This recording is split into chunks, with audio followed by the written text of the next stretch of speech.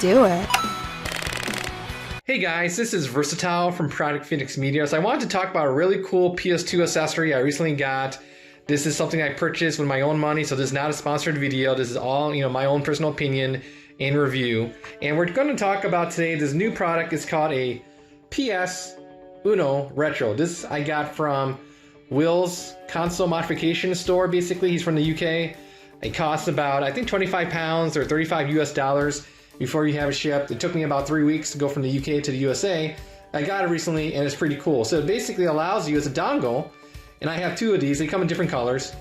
It allows you an easy way to connect like your PS3, PS4, PS5, or your Xbox or Nintendo Switch or 8-bit DO, those kind of Bluetooth controllers to your PS2 or your PS1 console. It's really easy to use. All you gotta do is just plug into the console port, controller 1 or controller 2. There's two buttons here. The left button is an R button, so that's for resetting the connection. The P button is for pairing the connection with your Bluetooth controller.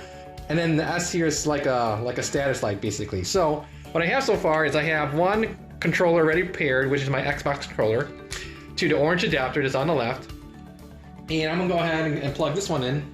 And what's really cool about these adapters is as they have new firmware updates in the future, you can actually update these over Bluetooth, with your computer or laptop while it's plugged into your game console. That's pretty cool. So you don't have to get like a special USB cable adapter to update the firmware on this. So that's pretty awesome. I like that. So it just plugs in, and then when you turn on your game controller, like my PS5 controller here, I had it paired before in the previous process, so it just automatically finds it and it's good to go basically. So for today's showcase, we're gonna go through and just load an example game through OPL. So let me just get the camera back into position. And we'll be good to go. So let's go ahead, OPL, and then we're gonna load Marvel vs. Capcom 2 today off of USB. And I think it's a really cool solution. Originally I wanted to really get my PS5 controller to work with my PS2 for the longest time. And yes, there's a Pademu for OPL, and you can use a Bluetooth adapter, but the Bluetooth adapter and the drivers that the community has supported, or supplied rather, it's only compatible with, from what I know, the official DualShock 3 or DualShock 4 controllers. But the PS5 controller, it doesn't work, which is unfortunate. Maybe in the future it will, but at the time of this video recording, it doesn't. So this PS UnoRetro adapter, it's pretty cool because it's a little bit more universal. You're not just tied to your PlayStation controllers. You can use your Xbox controllers, your Nintendo Switch controllers, 8-bit DO controllers, those kind of things. And I'll have a link in the video description where you can read more from the website on all the controllers and how to pair them individually, do the firmware updates, things like that. So real quick here, I'm gonna go ahead and just select some random characters. So this is my Xbox controller right there.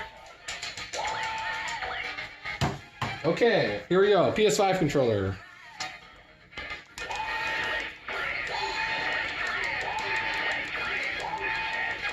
All right, let's do this. So according to the testing that's been done on Will's console modification site, he has some statistics about the latency with various controllers. PS4 and PS5 apparently has the best, or like the lowest latency. And then after that, I forget what it is. I think it's like Xbox, but you can see all the details on the website. So here I'm using a PS5 controller, everything is working, I'm jumping around. So that's pretty cool, right? And let's go ahead and test the Xbox controller. You don't have to use Xbox. If you have a PS4 or PS3 controller, you can use that too. See? So everything is working fine. So anyways, I think it's a pretty cool solution if you want to get rid of wires and just use wireless controllers you have around your house, for example. Just get the adapter. Shipping might take a while, but I had no issues. I got two of these, and I believe that you're limited to ordering two at a time. And I think there's a wait list actually. So if you do plan on ordering these, it might take, you might have to wait a while. I think when I first heard about it, it came on the market, it was announced like in September, and here we are in December. So I got it almost a couple weeks ago. So I would say I was on the waiting list for maybe about a month and a half before I was actually able to place an order for two of these adapters, and I am really pleasantly surprised with how well it's working and everything. So that's today's video review tutorial with the PS UnoRetro. You guys have any nitpicky questions, leave a comment here on the YouTube page. I'll get back to you as soon as possible. Once again, thank you for watching. Take care. Bye.